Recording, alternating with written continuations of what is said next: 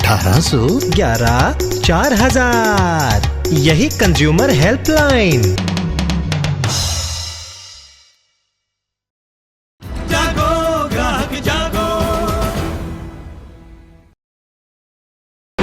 वो पापा को मार देंगे। जी हां, ये डर है एक मासूम बच्चे का।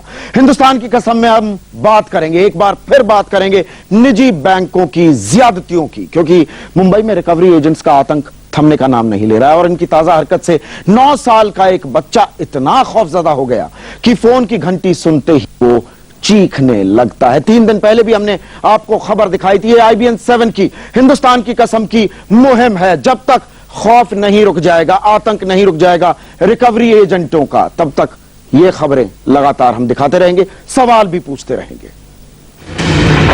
मुंबई के ताड़देव इलाके में रहने वाले राकेश मेहता HDFC बैंक के रिकवरी एजेंटों से बहुत परेशान हैं।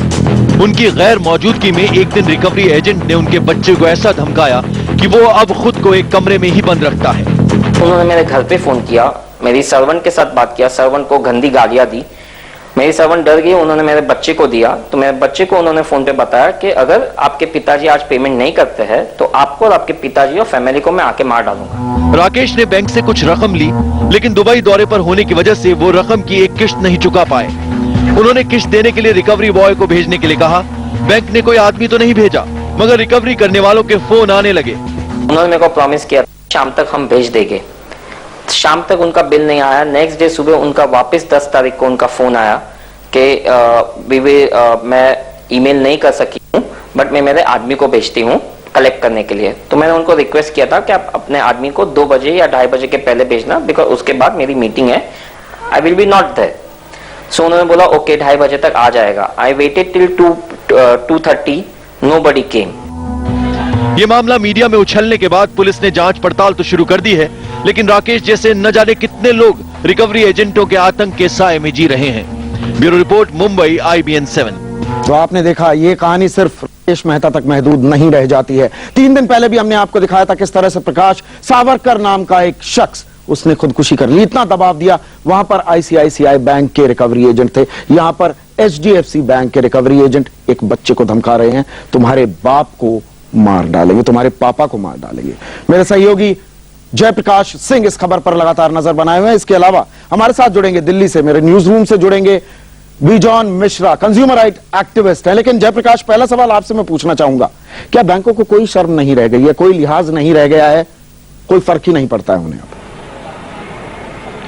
जी बिल्कुल संदीप, जिस तरह से ये गतिविधियां चल रही हैं उसको देखकर तो यही कहा जा सकता है कि बैंकों को कोई शर्म नहीं रह गई है। कोई भी बैंक हो, वो राष्ट्रीय बैंक हो, वो निजी बैंक हो या फिर मल्टीनेशनल कंपनियां हो, जो बैंकों के रूप में अपना पैर पसार रही हैं भारतीय अर्थव्यवस्था में। मैं आपको बताऊं कि मुंबई में यह हालत है कि पिछले 1.5 हफ्ते में 7 ऐसे मामले दर्ज हो चुके हैं HDFC, ICICI, HSBC बैंक के, और करीब 5 लोगों को गिरफ्तार किया जा चुका है। किसी भी हद तक ये जाते हैं, घरों में चले जाते हैं, आधी रात को फोन कर देते हैं, सुबह में 6 बजे पहुंच जाते हैं, बच्चे को धमकाते हैं, माताओं और बहनों को धमकाते हैं, यानी अपना पैसा निकालने के लिए कुछ भी करने को तैयार होते हैं। और जो रिकवरी एजेंसीज अपॉइंट करते हैं उसमें ज्यादातर ऐसे रिकवरी एजेंट होते हैं जो या तो अंडरवर्ल्ड से कनेक्टेड होते हैं या तो जिनकी आपराधिक पृष्ठभूमि होती है, जो पहले 1-2 मर्डर करके अपने केस से बरी हो चुके होते हैं, जिनको पूरा जिनको नॉलेज होता है कि क्राइम क्या होता है और कैसे किसी से पैसा वसूलना होता है। ये कह सकते हैं कि पहले जो मुंबई में अंडरवर्ल्ड था वो अब कहीं ना कहीं सफेद पोस्ट व्हाइट कॉलर अंडरवर्ल्ड की शक्ल अख्तियार कर चुका है इन बैंकों के रिकवरी एजेंट के माध्यम से। जी बिजॉन, आपसे मैं जानना चाहूंगा, सुप्रीम कोर्ट की गाइडलाइंस हैं,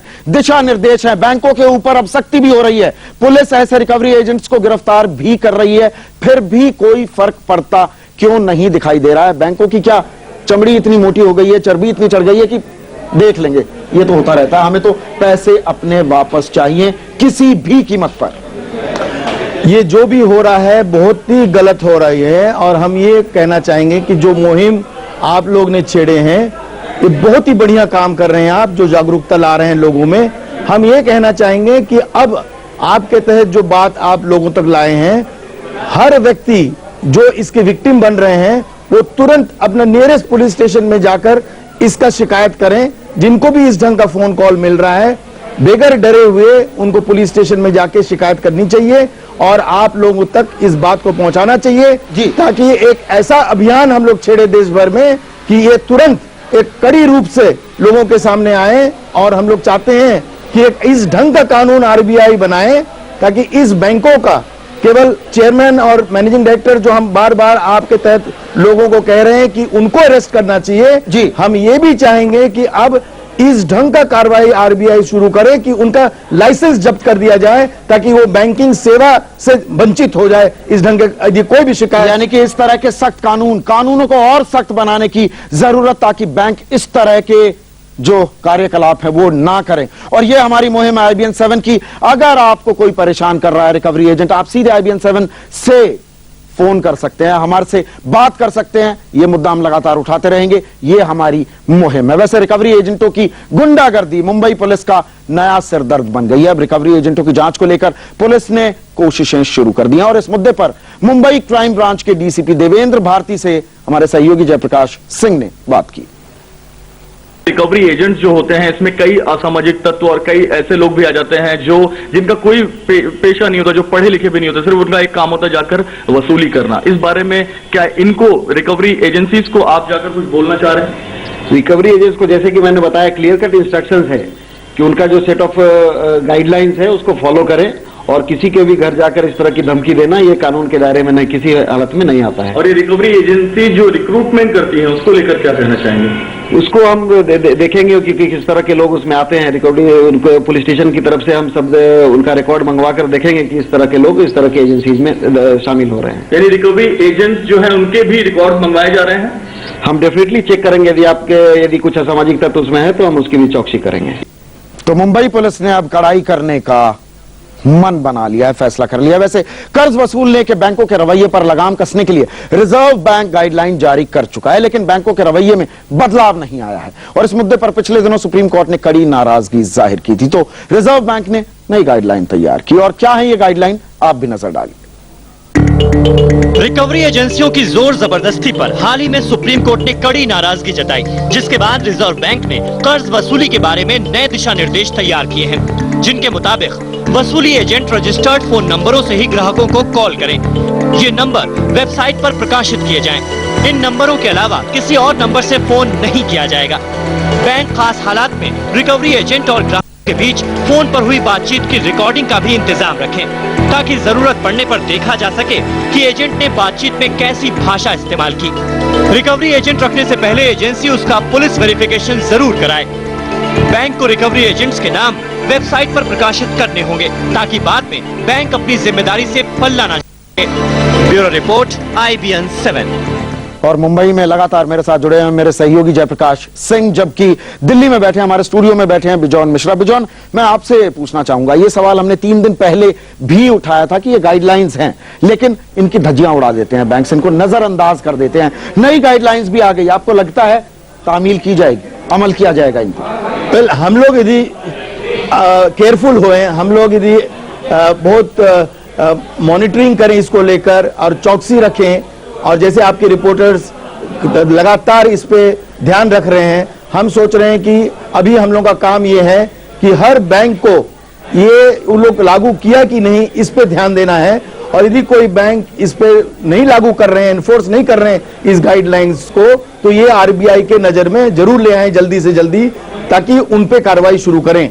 और हम ये समझते हैं कि ये जागरूकता पे बहुत डिपेंड करता है। यदि लोग जो आम आपके व्यूअर्स हैं, जो आपके IBN 7 के व्यूअर्स हैं, हम उनको कहेंगे कि वो अपने यदि विक्टिम बन रहे हैं और इस गाइडलाइंस को बैंक्स नहीं फॉलो कर रहे हैं तो सीधा उन्हें पुलिस में जाकर कंप्लेन करानी चाहिए। ये बात कह रहे हैं बिजॉन साहब। और मुंबई की क्राइम ब्रांच के DCP देवेंद्र भारती हमारे साथ जुड़ रहे हैं और मुंबई पुलिस ने अब सख्ती का मन बना लिया है। लेकिन भारती साहब, मैं आपसे जानना चाहूंगा, ये इक्का दिन के लिए चलेगी या एक बाकायदा मुहिम के तौर पर आप कड़ाई करने का मन बना चुके हैं? हमने क्लियर किया है कि सबके लिए है ये इन्फॉर्मेशन कि जिनको भी इस तरह के रिकवरी एजेंट जो है हरास कर रहे हैं, वो पुलिस स्टेशन में फ्रीली जाकर कंप्लेंट रजिस्टर कर सकते हैं और हम उस पर सख्त से सख्त कार्रवाई करेंगे। और अगर हम राकेश मेहता के केस की बात करें, जिस तरह से रात को उनके बच्चे को कहा जा रहा है तुम्हारे पापा को मार डालेंगे, हमारा पैसा नहीं दिया है, उस केस में अभी पुलिस ने क्या कार्रवाई की है? हमारे पास जो भी कंप्लेंट आ रही है हम उस पर रजिस्टर करके जो भी उसका कंटेंट है उसके बेसिस पे सेक्शंस लगाएंगे और उसमें जो भी हार्शेस्ट सेक्शन होगा उसको हम लगाएंगे इस केस में। तो रिकवरी एजेंट के खिलाफ ही आप कार्रवाई करेंगे या बैंक के आला अधिकारियों के खिलाफ भी कार्रवाई हो सकती है अगर यह सिलसिला थमता नहीं है तो। इसके पहले के केस में भी हमने एक बैंक के अधिकारी को अरेस्ट किया है, क्योंकि बैंक के अधिकारी अपना पल्ला नहीं झाड़ सकते कि यही रिकवरी एजेंट्स की कार्रवाई है। उनको इंस्ट्रक्शंस जो है वो बैंक के अधिकारी से ही मिलते हैं, ऐसा हमारा मानना है। बिल्कुल, बहुत अहम बात कही है यहां पर डीसीपी देवेंद्र भारती ने कि बैंक के अधिकारियों के खिलाफ भी कार्रवाई की है और ये आगे भी होगी, क्योंकि वही दबाव डालते हैं रिकवरी एजेंट्स पर। लेकिन ये रिकवरी एजेंट होते किस तरह के हैं? क्या ये लठैत होते हैं, ये गुंडे होते हैं, ये पहलवान होते हैं? और ऐसे होते क्यों हैं, बैंक रखते क्यों हैं? एक ब्रेक के बाद।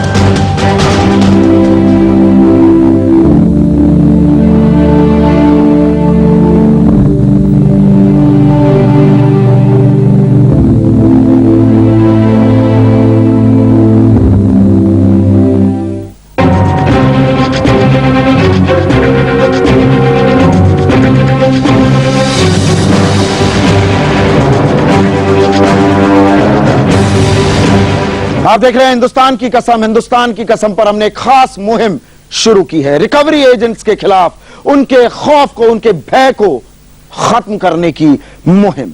मुंबई की हम बात कर रहे हैं। मुंबई के प्रकाश सर्वांकर ने 13 सितंबर को रिकवरी एजेंटों की धमकियों के डर से खुदकुशी कर ली थी और अभी हम आपको दिखा रहे हैं राकेश मेहता के बेटे को किस तरह से डराया धमकाया गया। रात को फोन किया गया, तुम्हारे पापा को मार देंगे। लेकिन प्रकाश के साथ क्या हुआ था ये देखिए।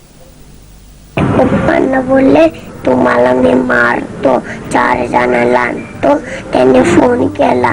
पप्पांना बोलले तुम्हाला मी, पापा को बोले हम तुम्हें मारेंगे, वो 4 लोग थे। फोन केला।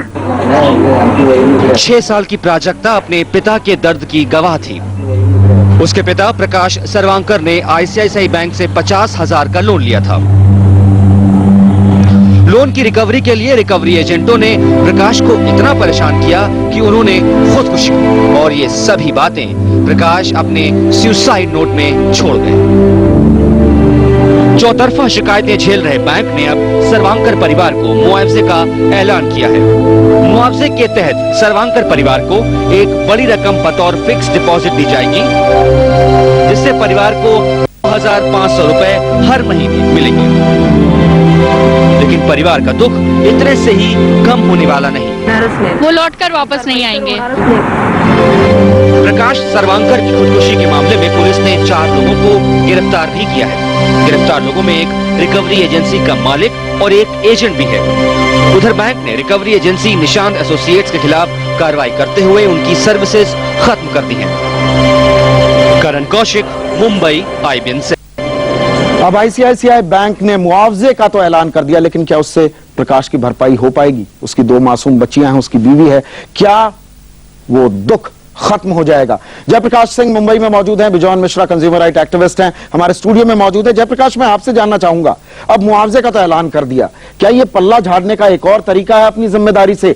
क्या किसी तरह की कोई मुहिम शुरू की है बैंकों ने कि जो ये मुस्टंडे, जो ये लठैत, जो ये पहलवान इन्होंने भर्ती कर रखे हैं रिकवरी एजेंट्स के नाम पर, इनको हटाया जाए? इस तरह की कोई सोच दिखाई दी कहीं भी प्राइवेट बैंकों में या सरकारी बैंकों में? देखिए संदीप, ये अभी दुखद बात है। ये इस पूरी घटना का दुखद पहलू है, पूरी मामले का दुखद पहलू है कि अब तक बैंकों की तरफ से कोई इनिशिएटिव नहीं आया है। लेकिन पुलिस कमिश्नर, जो मुंबई के पुलिस कमिश्नर है धनंजय जाधव, उन्होंने सभी बैंकों के आला अधिकारियों, जितने भी अलग अलग बैंक है उनके आला अधिकारियों से मीटिंग की है और उनको हिदायत दी है, निर्देश दे दिया है कि अपने जितने भी रिकवरी एजेंसीज हैं उनको ये एहतियात बरतने के लिए कहा जाए कि किस तरह से वो क्लाइंट से पेश आए, किस तरह से उनके साथ में रिकवरी करते समय कौन कौन से नॉर्म्स को फॉलो करें, जो सुप्रीम कोर्ट ने डिसाइड की है, जो सेबी ने और जो आरबीआई ने डिसाइड की है। लेकिन सबसे महत्वपूर्ण बात यह है कि बैंकों की तरफ से कोई अभी तक इस तरह से फरमान नहीं आया है। हम कुछ रिकवरी एजेंसीज के पास भी गए थे जो साफ तौर पर कह रहे हैं कि बैंकों ने उनको शांत होने के लिए कह दिया है। जहां 10 बार फोन करते हो वहां 2 बार फोन करो, जहां 4 बार जाते हो वहां 1 बार जाओ। लेकिन बैंकों ने उनको मना नहीं किया है और न ही बैंकों ने उनको अपने पेरोल में शामिल किया है अब तक। संदीप, तो बिजॉन, यही सवाल आपसे मैं जानना चाहूंगा। आपको फोन भी नहीं आ सकते हैं, सुप्रीम कोर्ट ने ये पाबंदी भी लगाई है, ताकीद की है, लेकिन आपके पास भी आते हैं, मेरे पास भी 50 फोन आते हैं। सर, कार्ड चाहिए, क्रेडिट कार्ड चाहिए, गोल्ड कार्ड मिल जाएगा, लोन चाहिए, ये चाहिए या वो चाहिए। अगर बैंक पहल नहीं करेंगे, अगर वो ऐसे लोगों को रिकवरी एजेंट नहीं बनाने को तैयार होंगे, तभी तो ये मामला खत्म होगा। आपको लगता है बैंक ये पहल करने को तैयार? बैंक तो बिल्कुल तैयार नहीं है, क्योंकि ये कमर्शियल प्रॉफिट पे वो ध्यान दे रहे हैं आपको मालूम है कि हर रिकवरी एजेंट को कमीशन मिलता है जितना रिकवरी वो लोग करते हैं। तो एक आपने जैसा कहा कि एक क्रिमिनलाइजेशन को एक लीगल फेस दिया जा रहा है, एक इस ढंग का रूप दिया जा रहा है कि वो बहुत सफाई से अपना क्रिमिनल एक्टिविटी कर सके कमीशन लेते हुए। और बॉम्बे तो एक छोटा सा एक उदाहरण के तौर से सामने आया है। देश भर में ये काम हो रहा है, छोटे छोटे शहरों में हो रही है, हर जगह पे हो रही है इंडिया में। हम चाहते हैं कि रिजर्व बैंक ऐसा एक डायरेक्टिव दें कि इस ढंग का काम आउटसोर्स ना करें, बाहरी एजेंट्स को ना रखें रिकवरी के लिए, जैसे पहले होता था कि बैंक के अपने पदाधिकारी लोग रिकवरी करते थे, वो लोग घर जाते थे, क्लाइंट्स के साथ बैठकर बात करते थे, क्लाइंट्स को बुलाते थे और सही ढंग से पेश। यानी कि सबसे पहले आउटसोर्सिंग पर बैन लगाना होगा, आउटसोर्स ना करें, उनके खुद के कर्मचारी होने चाहिए बैंकों के। अब बैंक क्या ये करने को तैयार हैं? लेकिन ये तो खैर सवाल मैं उठाता रहूंगा, लेकिन बैंक आज की तारीख में कर क्या रहे हैं, उनके रिकवरी एजेंट क्या कर रहे हैं, किस तरह से धमकाते हैं, लोगों को डराते हैं और एक बच्चे तक को नहीं छोड़ते।